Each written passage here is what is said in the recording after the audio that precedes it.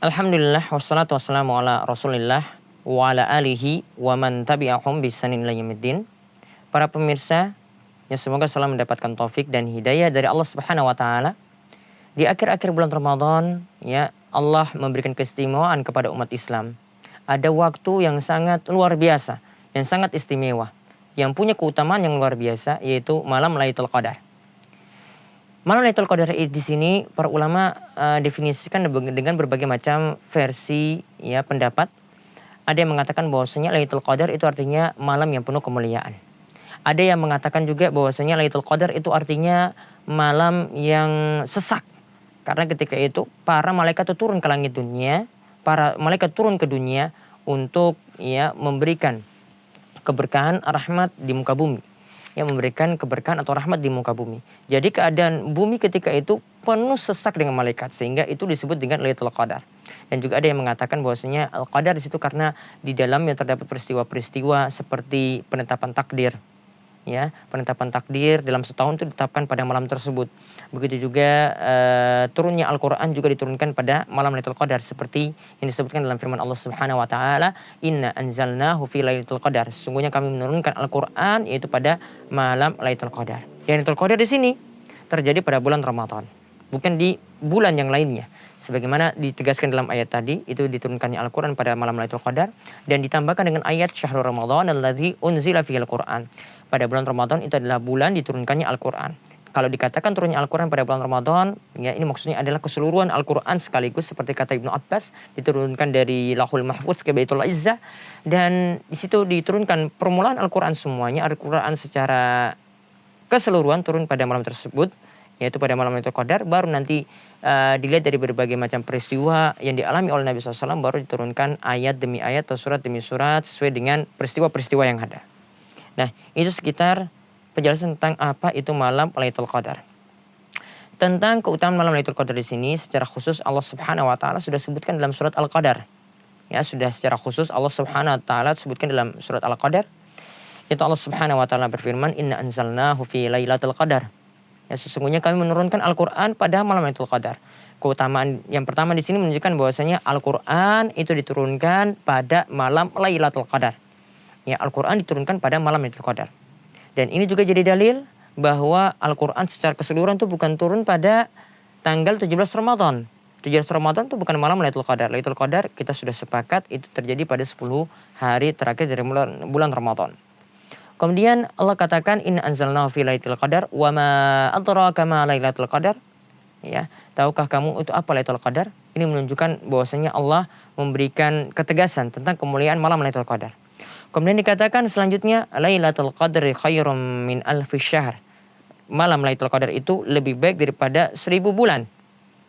Ya, yang dimasukkan di sini adalah malam Lailatul Qadar, jika seorang itu melakukan amalan pada malam tersebut, maka itu lebih baik daripada amalan yang dilakukan pada malam yang tidak terdapat Lailatul Qadar. Pada malam yang tidak terdapat Lailatul Qadar, itu lebih baik daripada 1000 bulan lamanya. Ya, itu keutamaan yang kedua menunjukkan bahwasanya pada malam Lailatul Qadar, ya, itu dikatakan kalau beramal pada malam tersebut itu akan dilipat gandakan pahalanya. Ya, lebih baik daripada seorang itu beramal pada malam yang lainnya yang tidak terdapat malam Lailatul Qadar, yaitu 1000 bulan lamanya. Kemudian dikatakan lagi dalam ayat selanjutnya, dikatakan tanazzalul malaikatu warruhu fiha. Pada malam tersebut itu turun para malaikat dan juga ar-ruh yaitu Jibril. Ya, turun para malaikat dan juga Jibril. Makanya tadi sudah disebutkan bahwasanya karena saking banyaknya malaikat yang turun, bumi itu nanti akan penuh sesak dengan malaikat. Ya, ini juga menandakan bahwasanya kalau malaikat itu turun maka akan datang rahmat, akan datang keberkahan. Maka sangat tentram sekali keadaan ketika itu, sangat tenang sekali keadaan ketika itu daripada malam-malam yang lainnya. Ya. Kemudian fiha bi'izni rabbihim min kulli amr. Pada saat itu dengan izin Tuannya ya untuk mengatur segala urusan. Malaikat itu turun dan Jibril itu turun untuk mengatur segala urusan. Kemudian salamun hiya hatta matla'il fajar. Pada malam tersebut itu penuh dengan keselamatan, penuh dengan salam, penuh dengan keselamatan sampai terbitnya fajar. Maka ayat ini juga menunjukkan bahwa malam Lailatul Qadar itu adalah malam yang penuh dengan kesejahteraan, penuh dengan keselamatan. Kalau seorang itu mendapatkannya, maka dia akan penuh dengan rasa tenang yang akan dia dapati pada malam tersebut. Nah, ini di antara malam Lailatul Qadar yang disebutkan dalam surat ya Al-Qadar di sini. Ya, kita sudah dapat beberapa keutamaan di sini. Dan para ulama ketika menjelaskan surat tersebut juga mereka mengatakan seperti An-Nakhai itu mengatakan amalan di Lailatul Qadar itu lebih baik daripada amalan di 1000 bulan yang lainnya. Tadi berdasarkan ayat Lailatul Qadri khairum min alfis syahr.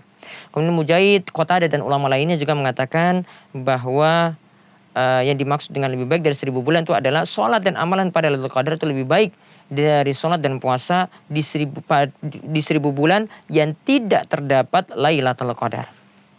Kemudian barang siapa yang menghidupkan Lailatul Qadar ya dengan sholat malam, ya di sini tidak dipersyaratkan dia mesti semalam suntuk, dia dapati sebagian malam saja dia sudah mendapatkan keutamaan.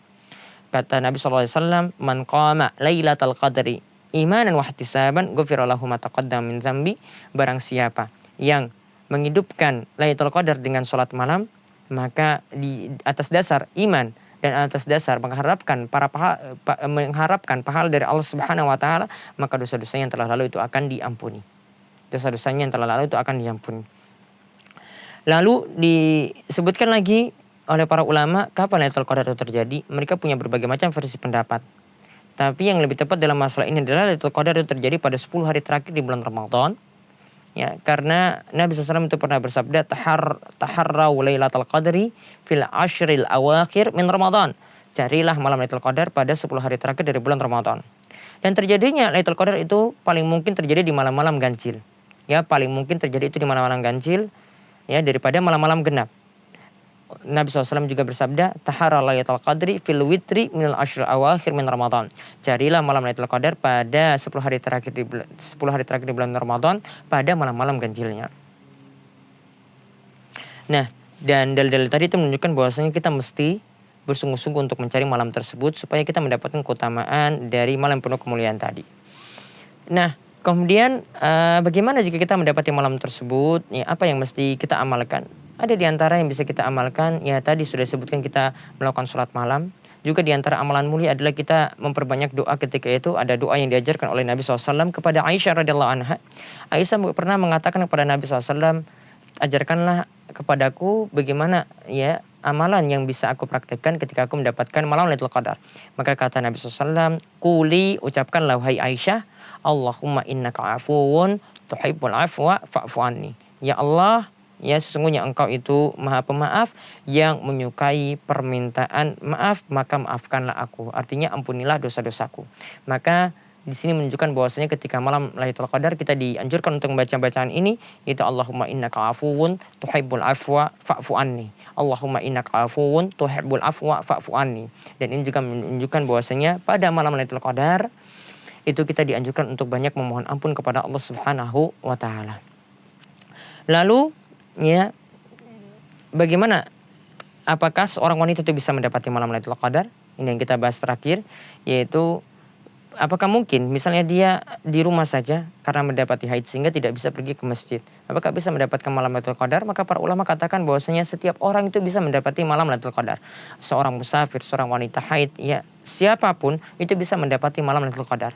Dia melakukan ibadah ketika itu, ibadah apa saja. Kalau wanita haid tidak bisa sholat, ya, atau melakukan amalan yang lainnya yang dilarang, itu tidak diperbolehkan, maka dia bisa melakukan sedekah, bisa membaca Al-Quran tapi tidak menyentuhnya, dan bisa memperbanyak zikir atau memperbanyak doa ketika itu, maka dia juga bisa mendapati malam Lailatul Qadar.